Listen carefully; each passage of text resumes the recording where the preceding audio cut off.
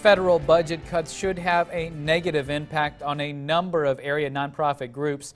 Places like Food Finders Food Bank are expecting a 5% drop thanks to cuts in the Community Development Block Grant Program as a result of the sequester.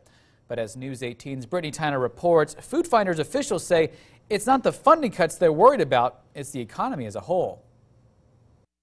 Earlier this week, just days after the sequester took effect, Lafayette and West Lafayette received emails from the federal government stating community development block grant funds for both cities will be cut. A portion of this grant is used to provide funding for a number of area nonprofits. It's our understanding that those grants are going to be cut by about 5%.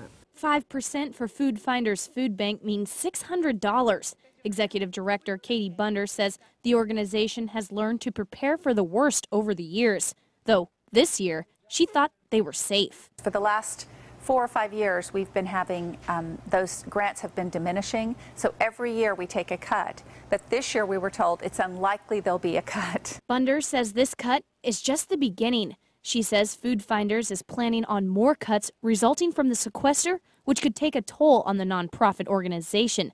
But she says the cuts aren't the organization's #1 concern. If the economy quits recovering because of sequestration, then more people are going to be unemployed and more people are going to be in need of food assistance. And that is the biggest thing that's going to hurt us. Bunder says there's a direct correlation with the unemployment rate and how many people go to a food pantry and need food assistance. She says only time will tell how Food Finders keeps up with the cuts. Brittany Tyner, News 18. Mayor John Dennis says the block grant cuts will have a noticeable impact on both West Lafayette and Lafayette, and nonprofits will have to find a way to deal with the cuts.